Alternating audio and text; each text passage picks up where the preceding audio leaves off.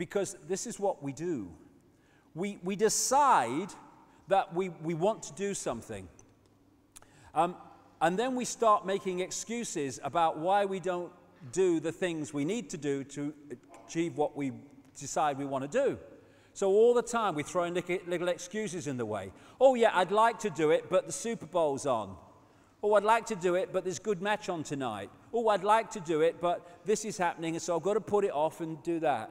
Well, you know, I'd like to tell these people around me that they're not going to suppress my life anymore, and I'm going to express my full uniqueness. But what I thought is, you know, there's something coming up. I don't want to upset people, so I'll put it off. I'll do it next week. All the time we can do this. Now, we either want to be free or we don't want to be free. We're going to go for it or we're not going to go for it. Of course, there's diplomatic ways of doing it, but so often I see, and I do understand it, wanting to avoid what is necessary to achieve what people claim they want, and the excuse list just goes on and on and on and on and on. And instead of you're to blame, it's like, how can I find a situation to explain away why I'm not doing what I say I want to do? Clear your mind. This is a good one. I've done a lot of this over the years from what I used to be. You know, I have this thing which I call the deathbed experience, or the deathbed reality, even a way of putting it. You're lying on your deathbed, you've got 10 minutes to live, and you're looking back at your life. How much of what wound you up, made you unhappy, made you stressed, made your life unpleasant, you got angry about, how much of it in that deathbed experience, 10 minutes to go, actually matters? Sodding next to nothing, if that. Nothing. And it's another way that we get trapped in this out there holographic reality, which is getting attached to things that don't matter. You heard what he said about me. Oh, I'm disgusted. I'm so upset. Don't give a shit, mate. Don't give a shit. It doesn't matter. What's it matter? You know why it matters? Because you've made it matter. I think that David Icke's mad, crazy, an idiot. Thank you for sharing that with me. End of frickin' story. Write your opinion. I have a right not to be affected by it. Doesn't matter. Thinks I'm crazy? Good luck to him. Brilliant. I don't think I'm crazy. I'm not affected by that. And I don't get stressed. Oh, how can you say that to me? I'm now getting stressed. I'm getting into a low vibrational state. Why? For something that doesn't matter. If I'm lying on my deathbed, I look at all these people that have heard this abuse at me, and all these situations, I go, yeah, it was funny. What a laugh. What a laugh, really. Right? And yet at the time, you can get really caught in it. And if we clear our minds of what matters, because, again, what it is, it's moving our point of observation from this reality to the out-of-body reality, because when we're out of body, none of this crap matters. You talk to out-of-body experiences. Hey, Jill Bolte Taylor, when she's having the stroke and went in the right brain as the prime reality. Hey, this is La La Land, it's lovely. Oh, it doesn't matter, all that stress is all gone. I haven't got that anymore. And the trick is moving that perception of the out-of-body, higher consciousness, there is no time, no sequence, all that stuff, moving that into this reality, not 10 minutes before we move out of here, but when we're in it and living it and experiencing it, because that will completely change as we move that point of observation, the way we live our life, what we can achieve, and the way we interact with reality. So much that we think matters doesn't friggin' matter. It doesn't matter. Okay, I'm in another dimension now. What was all that went on? I can't remember, mate. How are you doing? All right, I haven't seen you since you were, in Egypt. And what's it? So how are you doing now? Doesn't matter. It's just an experience. And this is the sequence that I found people seem to go to, and I went through. The first stage of the opening to freedom, in its true sense, is to realize we are in a situation of slavery. Because again, making excuses, hiding from what you don't want to face. You know, it's like the greatest power over people is when you tell them something they want to hear. So if you tell them that something's happening that they don't really want to think is happening, and then someone comes along and says, load of rubbish, mate, load of rubbish. No, it's fine, honestly. You want to believe this guy because you want to believe it's fine. And so we are in denial of the situation we're in. Not people in this room, obviously, but in general, humanity is in denial because they really don't want to face it. So much better to hide it, hide away from it. Oh, no, it's a load of rubbish. The guy's mad, mate, and all that stuff. But there comes a time, if we ignore it, when it comes in our face, and then we've got to face it. And people come to that conclusion at different points. But first of all, we face the situation we're in. Okay, now we can deal with it. It's like when you're in a situation where you can see the dictator. It's not a very nice situation, but at least you're one step ahead of being in a society that's controlled by dictators you cannot see, touch, and taste, because at least you know there's something to deal with. Stage one. Stage two, choosing not to be a slave, choosing freedom, real freedom, not the illusion of freedom that we call freedom. Most people on this planet don't want bloody freedom. I meet people in the Christian movement in America. They talk about freedom, and some of them talk about this conspiracy on a 5-sense level and stuff. They don't want bloody freedom. You know, I met one once in Tucson. I was talking to him about how what happened to the Native Americans and all that stuff, and we're going on, and this guy is such a white supremacist, it's unbelievable. And I said to him, do you know, and you know, we were talking at an anti-Illuminati bloody rally, right? And I said to him, little mate, I don't know who terrifies me more at the thought of being in power, the people I'm trying to expose, or you who's trying to expose them as well. They don't want freedom. They want the freedom to replace an imposition they don't like with an imposition that they do like, their own belief system. Crikey, I've been, you know, harangued by Christian people in America so often because I'm talking about Jesus and stuff and the Son God. Well, okay, don't accept it then. You believe that, I'll believe this. We'll have a beer, forget about it. No, must impose myself. You're not interested in freedom. So when we choose freedom, it's real freedom. And freedom, funnily enough, is not the freedom for us to do what we like at the expense of other people. It's the freedom of everyone to have the same rights as us. Freedom is not freedom for us to take the freedom to impose on others. It's accepting the freedom of others the same as we expect the freedom for ourselves. So, when we talk about banning freedom of speech, no one is against freedom of speech. It's like being against, wife violence. No one's for that. And no one's for the end of free speech. But then they start dealing with what free speech is. Oh, no, you can't have free speech to say that. I believe in free speech, but that's going too far. No, you can't be a little bit pregnant, mate. Free speech is free speech, okay? You can't edit it, right? And when it comes to freedom of speech, you know, people should have the right to say what they want and all the rest of it. And anyway, don't we want to know what people think about things rather than all going on in the shadows and no one knowing what's really going on? Of course, freedom of speech is freedom of speech. It's freedom, funnily enough, for people to say things we don't like and to stand for their freedom to say things we don't like as much as to stand for freedom to say what we do like. Freedom is freedom. It's indivisible. So, I choose freedom.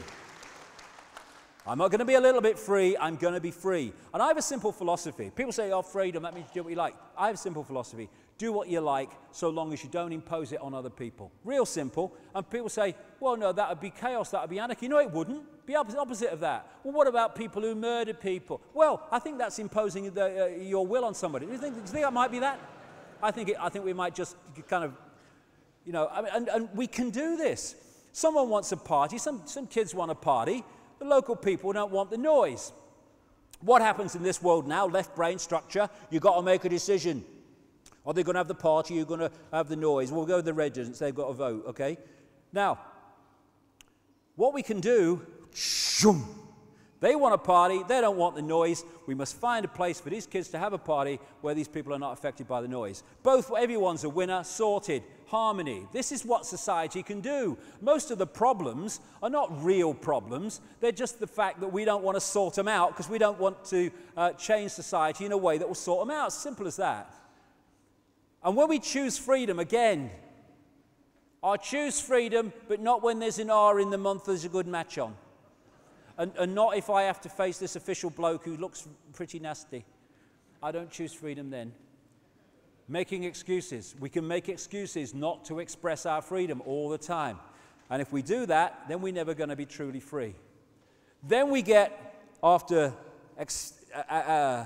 acknowledging our situation, making the choice to change, then we can start the transformation. Why? Because when we go for it, real choice to be free, then everything changes. Energetically we change. What we draw to us changes. People come in and out of our lives that add to our understanding and our ability to go down this road of freedom. Everything changes. Transformation. And it's a wonderful thing. It can be a challenge. I love this film, The Dead Poets Society. Robin Williams in this film, when he's teaching the kids and basically saying, look at the world from a different angle. He used to stand on his desk or their desks, and he was asked, why are you standing on the desk? And he said, I stand upon my desk to remind myself that we must constantly look at things in a different way. You see, the world looks very different from up here. You don't believe me? Come and see it for yourselves. Again, when we start to make this transformation, we start to move with it our point of observation of the world. And if we move our point of observation, we're going to start acting in different ways. We are going to start perceiving in different ways. And therefore, again, we've got to let go the fear of what other people think.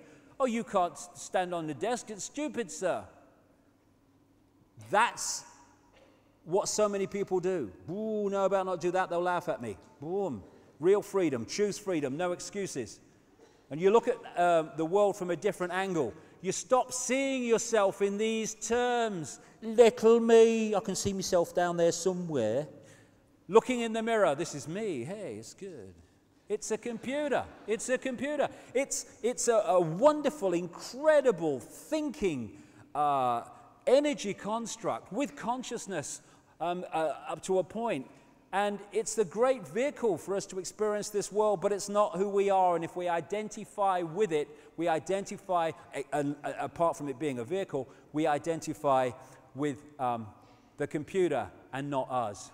And when we move our point of observation from the fact that we're little me, and this is me, and I'm Ethel Jones and Charlie Smith, out into the greater awareness, and we observe us and the world from out there, then the world looks totally different, situations look totally different, we look totally different, and what bothers us and hassles us and all the rest of it just fades away. It doesn't matter. And this energy field changes what we draw in, and we can create changes, and we are transforming the outer by transforming the inner.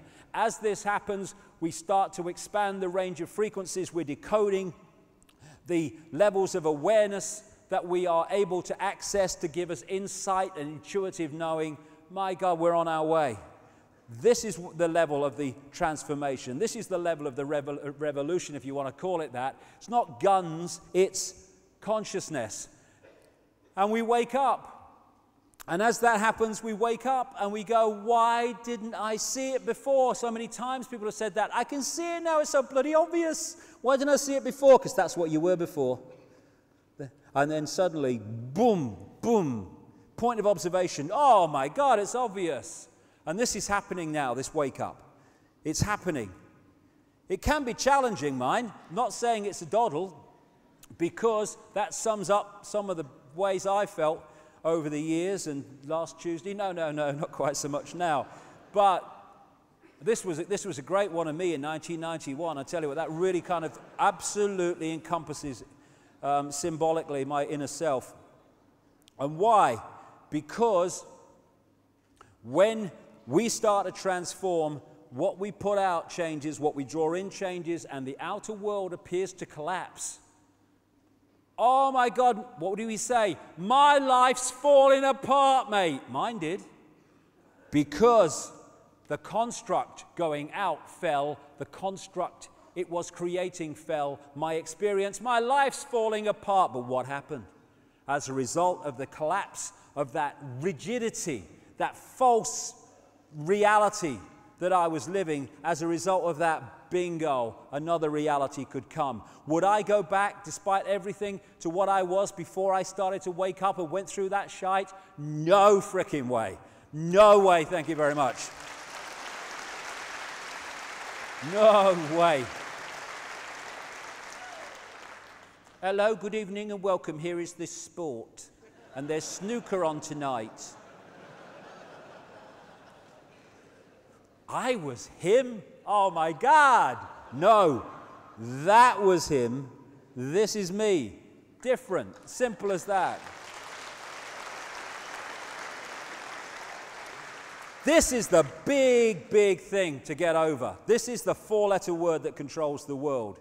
And, you know, it's fear that allows this to happen. You know, this guy's in control because they're following and all the rest of it. Now, if any of these bloody sheep said, sod this for a lark, I'm off, he's in real bloody trouble now, isn't he? Where's the point of control now? It's not on the sodding tractor. He's got 100 sheep to find. But here, oh yes, bah, bah, bah. Did you see the news last night? Yeah, bah, bah. He's in control, sitting on his sodding tractor, doing bugger all. This is the way the society works. Oh, I better not go out here, I better not go out there. No one's telling you not to, in fact, but it's the mouse in the laboratory maze. Oh no, I'm going down there, not going down there. Oh no, all that stuff. And it means that we are in symbolically this state. And if we go, I am me, I am free. Hey, you on the tractor, see ya. And everyone does that. God, the tractor's lost his power. He's not in control of the situation anymore because we've taken control back. And if the sheep did that, this guy would have no control over them. The idea is to lock us into a belief system, lock us into a suppressed and encased reality, and it's called fear. And fear puts you in your shell. He's ever so insecure. He's always in his shell. I'm trying to bring him out of his shell. All these bloody phrases we use absolutely describe what we're talking about. And we get stuck in the bloody box. Oh, I'm going to Oxford this year. Pass me exam. Feardom or freedom? Feardom is what controls this reality. It's what controls our energetic state, our vibrational state, our density, and all the rest of it disconnects us. Freedom is what can set us free. And fear of what? As Gandhi said, today is the tomorrow you worried about yesterday. Was it worth it? Was it? I know people, they're going to the dentist and they're going, oh God, I've got to go to the dentist in 3 weeks' time. Oh my God, I'm ever so worried. Oh no, God, oh no, I can't go out and worry. No, about the dentist. 3 weeks later, they're sitting in the waiting room. Oh my God, I've got to the dentist. Oh my God. Mr. Smith, this way. Oh my God. 5 minutes later, walks out. Oh, no problem. It was all right. No problem. Spent 3 weeks of agony projecting forward fear of yesterday or tomorrow. Why?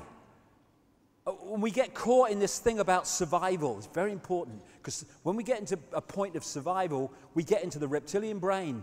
We lock in there because that's our survival instincts and our survival mechanism. Survival. Survival of what? Survival of life. I don't want to die. A doctor save me, and all this stuff. There is no death. There is only life. There is only infinite consciousness, infinite awareness, infinite eternal existence. within all that is, has been, and ever will be. They're the 2 points of observation. One, survive, survive, survive. One, there is nothing to survive. Chill out, mate. Okay? That's what it's like. So, there are very two different ways of looking at things. When we lock into body consciousness, we can lock into survival mode. Why? Because the body software has many survival mechanisms and programs within it. And that's not a bad thing, that's a bloody good thing. Because within this reality, this survival instinct of the holographic level of the body computer is a good thing. We wouldn't last long if those survival mechanisms weren't here within the computer, within the world that we live in. It's when they are the governor and take over. They don't just react in times when we're in danger, they are there all the time. Oh, I'm ever so worried. My mother used to say about a neighbor, it's being so worried that keeps her going.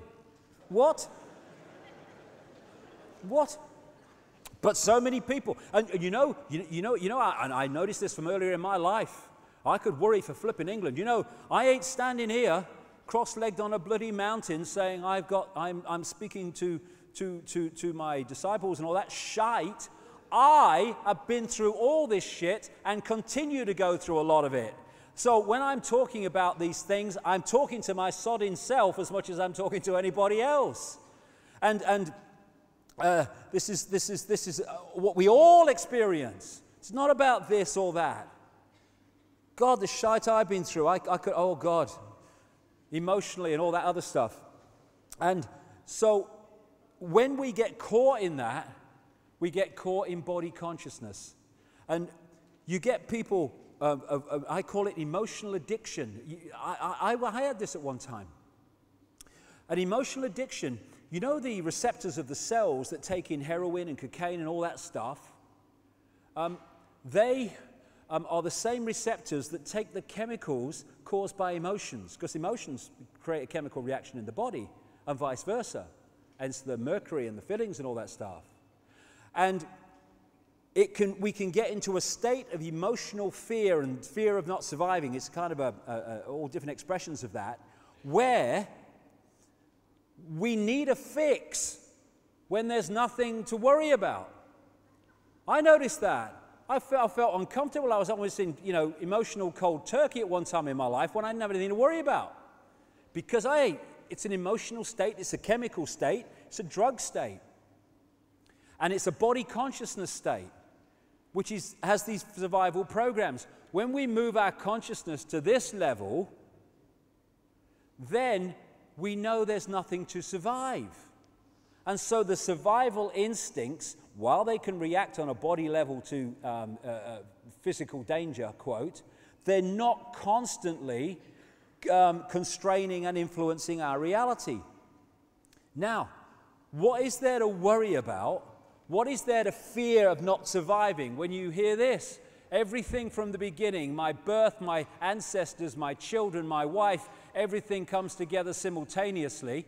I saw everything about me and about everyone who was around me. I saw everything they were thinking now, what they thought then, what was happening before, what was happening now. There is no time, there is no sequence of events, no such thing as limitation of distance, of period, of place, of time. I could be anywhere I wanted to be simultaneously. What is there to fear surviving or not surviving when we move to that level of consciousness?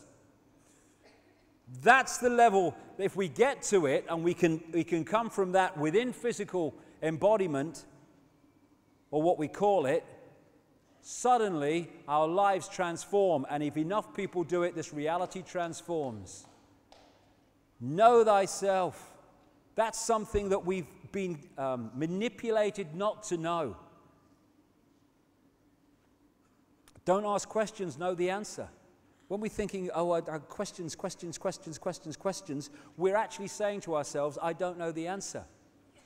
When if we just get to that level of knowing, of intuitive knowing, you find the answer without asking the question. You just know. This asks questions, trying to work things out. Chatter. Wonder what that is. The reason at the level of intuitive knowing, the connection to higher awareness, you know the answer without asking the question, is because instead of asking the question within isolated consciousness, disconnected from infinite awareness, you're now connected to infinite awareness. So instead of asking the question, you know the answer, because infinite awareness is the all-knowing. There's where the answers lie. Without asking the questions, you just know. I just know I've got to be so-and-so tomorrow. How do you know that? I don't know. I can't explain it. I just know. And you go, and what happens? Something happens that takes you forward. Whereas you'd have gone, no, I can't. No, I can't do that. No, you can't do that. You've got things to do. You've got to go to the supermarket tomorrow. How do I feel to go there? This intuitive level of knowing is our connection to higher consciousness. And this is, if you watch it, always at war with intuition, nearly always. And when we go with this intuitive knowing, again, right brain, and don't let the left brain dominate. You can't do that. You've got a mortgage, and you've got an appointment tomorrow. You can't do that. You can't go to India. No, you've got a mortgage, all that stuff. This is always telling us what we can't do, because it thinks in such limited terms of structure. This tells us what we are and what we can do. And if we choose to go with it, then we start to break out of this mind prison. And I have to say, what changed my life, I say more than anything else, was when I decided, funnily enough, just before I started to have this awakening, I decided, because of experiences I had, experiences I didn't like again, but were a wonderful gift, I decided that if I ever had a situation again where my intuition said one thing and my head said another, I was going with my intuition every time. And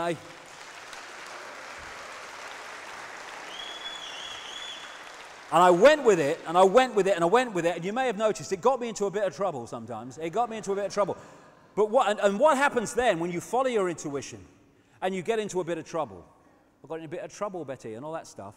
No one remembers that either. My bloody age, I don't know. This guy crosses the arms. See, I bloody told you, didn't listen to me, get into trouble. I know, you should have listened to me. A lot of people go, yeah, I know, oh no, I'll never do that again. But if you keep going with your intuition, you keep following this knowing, these urges, these passions of what you want to do with your life and where you want to go and where you want to be, eventually the sequence of situations leads the left brain, which is an observer of reality, and if you talk its language, it can kind of come round. And it says, hold on a second. When you follow your intuition, you get into a bit of trouble, but then that led to that, and that led to that, and that led to that. Oh, it works out in the end, doesn't it? And what happens, and this happened to me around the mid-90s, what I felt intuitively and what I thought became one. So there was the war stopped. I want to do this. No, you got to do that. You got to stopped. And now they operate as one unit, because this has seen enough of what intuition does to go, okay, I can see it. I'll go with this. And it's open to anyone to do that, to stop that war between intuitive knowing, because they should be working as one unit. They shouldn't be at war. All these different elements that decode reality should be working as one unit. To do this. And then we can start controlling our own reality. Knowingly, in awareness, because we're doing it anyway. And what these manipulators do, because they know this system, they impose and implant belief systems which then affect our energy field, which then draw to us decoded reality, daily experience, that matches the belief systems that have been programmed into us. They are programming our reality through us. And when we clear that out, we then can consciously start to create our own, which is the worst nightmare of the manipulators. Worst nightmare. It was in the Matrix movie when the Neo character went through the death experience and came through it and realized it was an illusion, and he stopped seeing people in the holographic world, as I would put it, as people, and started seeing them like that, when he realized it was all an illusion, that's when he was able to control his own reality. There's a lot in that movie that's true. And as we change our own energy field, we are then able to make that consciousness change available to other people. In this 100th monkey syndrome they talk about, which is connection between people. And then we come system failure in this crap. Now, I've got 10 minutes left before they throw me out. So I want to talk about this, and it comes on the end of all that I've talked about in this last section. There very much seems to be a shift in consciousness going on. When I first woke up, and amazing things were happening to me, and I didn't understand them. One of the themes at that time, we're talking 1990, was that there was a consciousness shift coming. I kept meeting psychic people a lot in those days, and they kept saying, I'm getting something, I'm being told to tell you this, and again it was, there's a consciousness shift coming. There is an awakening coming. People are going to come out of the trance in effect, and it's happening now. And now as the 90s have become the new century, more and more this stuff about this shift is going on. An energy shift, which is acting like a spiritual alarm clock. And I've seen it. All over the world I've seen it. People starting to get it and wake up and see the true magnitude of who they are. This energy change is happening, and therefore those that open their minds to it are starting to access and decode different frequencies, different ranges of reality, which are starting to change their experienced reality from division to oneness.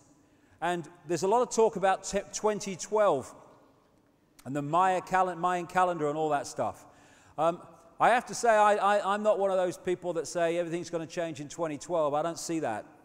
What I see is that this is a symbolic, or more than symbolic, window when terrific change is going to take place. And this cycle that we've been through is changed into another cycle, which is going to be very different and far more near paradise than the prison that is emerging. And in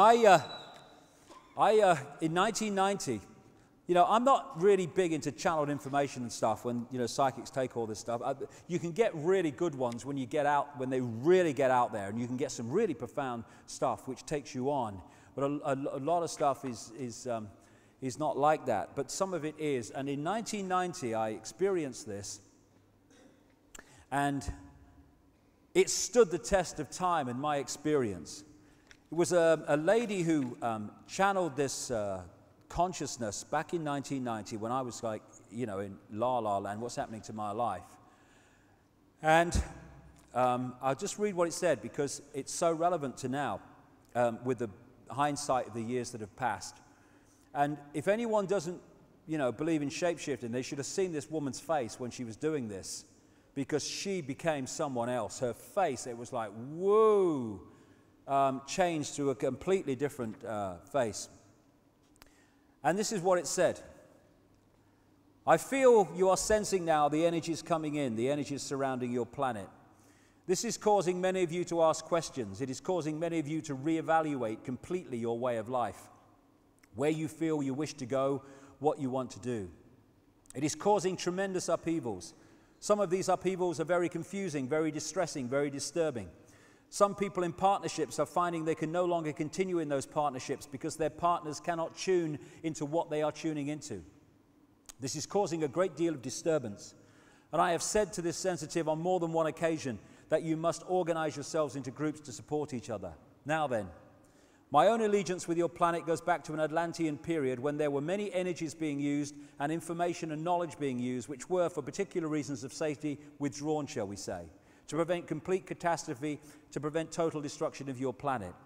One could say these were sort of emergency measures, if you like, to prevent the inhabitants of this planet from an untimely destruction. Now, at that time, shall we say, this knowledge was distributed only to the few. It was taught in what you could call a temple setting, though I'm very careful about using this word. It has connotations, maybe. So let me use that word in the broadest possible sense. There were those initiated into this knowledge, there were grades of initiation, and those who passed the full initiation, these were known as the guardians of the light and the keepers of the secret knowledge. This is the context from which I'm coming.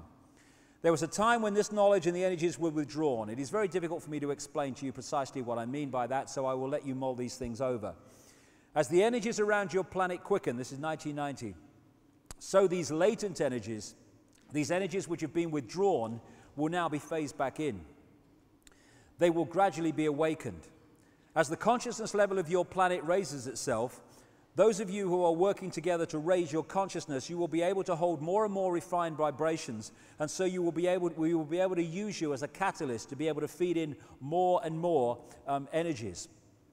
Because as we change, we bring this change into this reality.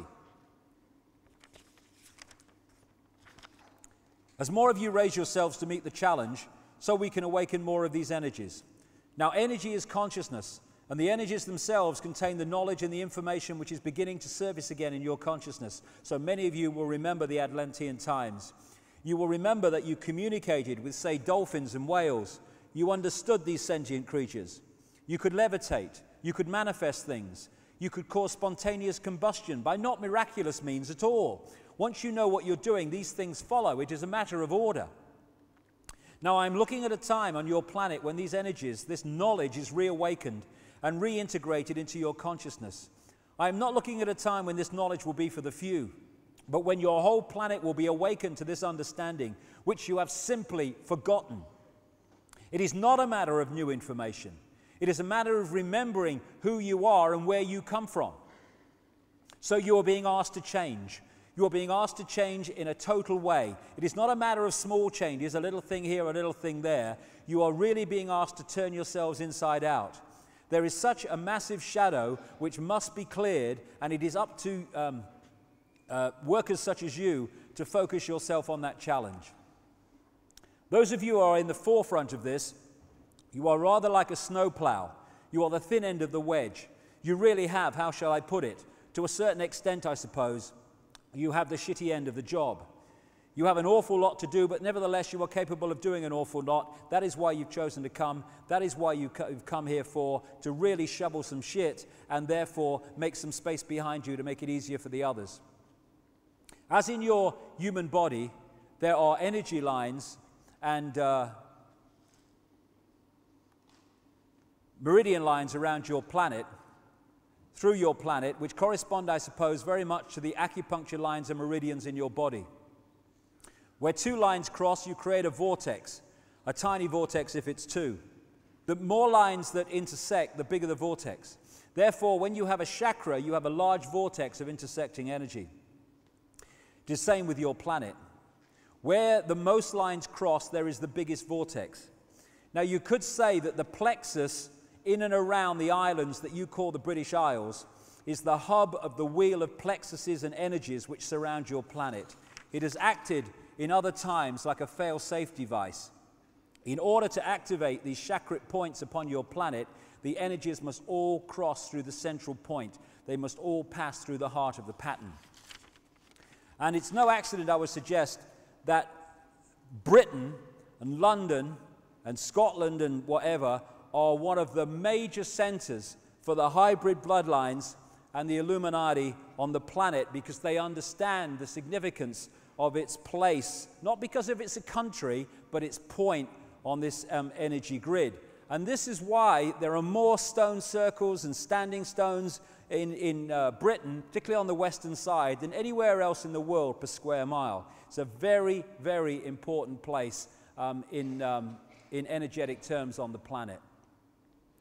And my feeling about this awakening is that this is very, very much involved. I've got a lot more to do on this, to say the least, but I'm sure that the sun is far more than a source of heat. It is a place or an opening, a gateway, where great energetic change and code changes come into this solar system, same with others all around what we call the universe.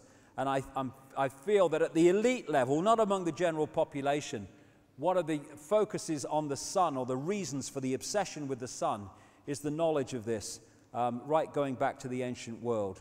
I also feel that the black holes and stuff are also ways that these energetic codes come in and out of this reality. So we're in a situation where there is an energetic change. More and more people are feeling it. Of course, people who are more awake are going to feel it first, but even people you thought were never going to kind of open their minds to this, now they're doing the same. Something's going on, and it's going on in the period that in the 1990s I was told it was going to go on. And we can flow with it, get in the right brain, hey man, and just go with it, and let life take us where it needs to go intuitively, or we can fight it, and in which case we're going to expend more and more and more energy, getting more and more stressful, trying to stay still and to hold on to the way things were, as if the way things were in this manipulated reality are the way things we always want them to be. So this change is giving us even a bigger opportunity to change the nature of the way we see the world and ourselves. And I think it's no accident, the more I understand this, that it's now of all times that this great Orwellian stuff is being thrown at us in every way, in food additives and electromagnetic pollution and manipulation and all the programming and all the surveillance and all the microchipping. It's a response to the fact that they know this change is taking place, and they're trying to suppress it so fewer people as possible actually start to lock into it and become transformed by it. Because when we do, we're no longer in a smaller box than they're in, and therefore they're no longer in control. And this whole game of soldiers can just break up, because it's a house of cards. It's a house of cards, and we are holding it together. When we go, whoops, thank you very much, not holding that up anymore, bang, gone. We are holding it together.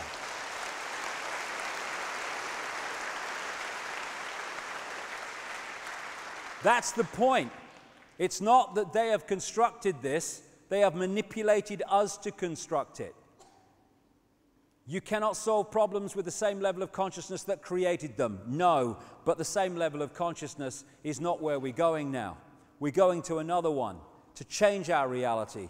And it's a time to choose. A time to choose if we want to flow with this and become the full magnitude of who we are, or whether we want to stay in the box like little frightened mice, saying, oh my God, I can't say boo to a goose, the goose won't like it. Free your mind and let nothing and no one enslave it is a great motto for everyone, I would suggest, including myself. As Mencken said at the start of this event today, I believe that any man that takes the liberty from another into his keeping is bound to become a tyrant, and that any man who yields up his liberty in however slight the measure is bound to become a slave. That's how we got into this. Voltaire, so long as the people do not care to exercise their freedom, those who wish to tyrannize will do so. For tyrants are active and ardent and will devote themselves in the name of any number of gods, religious or otherwise, to put shackles on sleeping men. We have created it because we have become sleeping men and women. We can do things on a physical level which are a reflection of our changing consciousness, like ceasing to cooperate with the system of control. We've had a discussion outside the White House. We've had a discussion and we've decided this is going to happen. Mass of the people. No, it's not. We ain't doing that. Where's the power? Gone. Gone. The power is with us, and we have been cooperating with the building of our own prison. When we cease to cooperate, the prison can't be built because there's not enough people to do it if the people who are being enslaved don't do it to themselves. As Albert Einstein said, the pioneers of a warless world are the youth that refuse military service.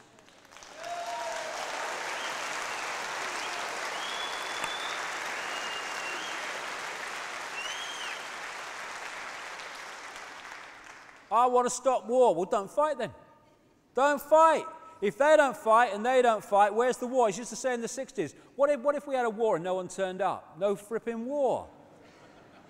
And you know, support our troops, they tell us. The people who say that in the dark suits are sending young kids to the slaughter just to serve their bloody agenda. That's how much they want to support our troops. Sodom. They never fight the wars. Have you noticed that?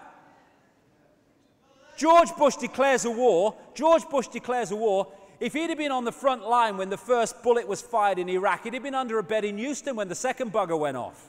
These people don't fight wars. They send young people to fight bloody wars. When they don't, there's no bloody war. That's what we need to do. And it's like religions. So, you know, the guy in another country, the leader, he sends his youth off to war. This guy in this country sends this youth off to war. The two youths fight each other.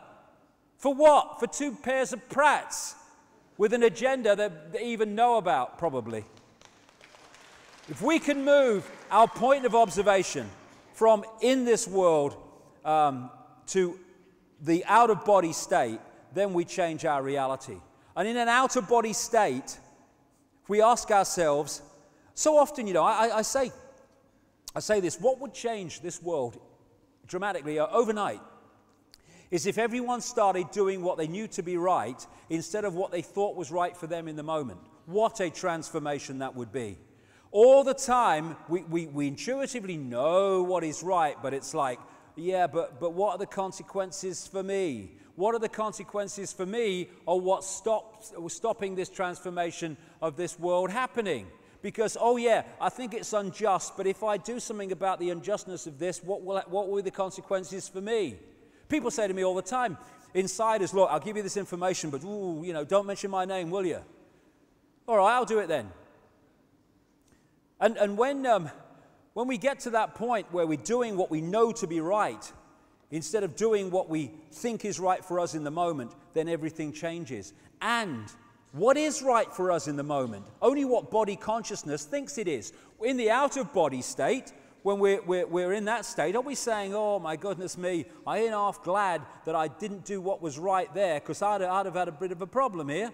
No, we'd have said, oh, we should have done what was right there because that was the right thing to do. That's the point of observation when we're out of this program reality.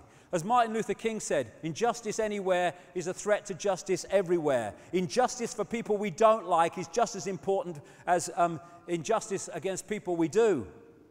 What would oneness do? That's the question. If we were in that oneness state, what would it do in this situation? Would it say, what are the consequences for me, or would it do what it believed to be right? As this man said, if it's not right, don't do it. If it's not true, don't say it. Well, okay, that's changed the bloody world straight away.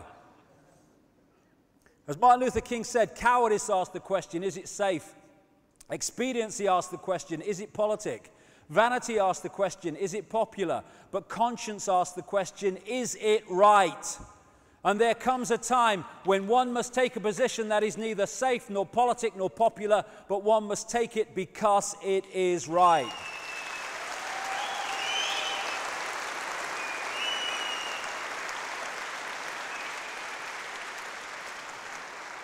Infinite love, infinite consciousness, the existence of an infinite consciousness is the only truth. Everything else is illusion. It's the imagination of that consciousness made manifest. Gandhi said, strength does not come from physical capacity, it comes from an indomitable spirit, an inspirable will. And that's the will to do what we know to be right, both for ourselves and for the greater good, because we are ourselves and we are the greater good. Getting out of this thing, fearing what other people think, fearing our shadow, fearing anything. We are infinite consciousness, having it experience. There's nothing to survive. There is nothing to fear. This is our natural state. It's about time we went back to it. As William Reich said, so I started off with this, we should not fear to enter a forest because there are wildcats in the trees.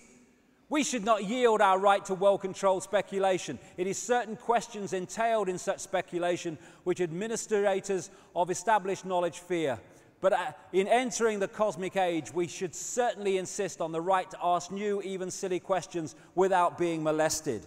We must take that right. You want to laugh at me? Good, have a good laugh. Pleased for you. You want to condemn me for what I'm saying because it's outside the norm? Great, fine. You have a right to say that. I have a right to say this. Everyone's a winner.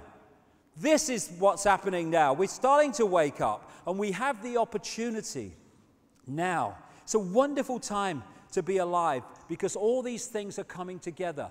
in this point we call time, where we have the opportunity to break out of this cycle of mental and emotional imprisonment. We're being offered the key with knowledge, with understanding, with the gathering, opening awareness, and with the energy change that's underpinning that. It's now a time for us to decide if we're going to take the key and turn it, with all the implications that has for the challenges in this reality. But my goodness me, the freedom of becoming and returning to the true magnitude of who we are, and leaving behind this false identity that we have been manipulated to believe is us. There it is. There's the key for everyone, all of us, me too, to go like that. It's up to all of us to choose if we're going to do it. It's about time we did, I feel. Thank you very much.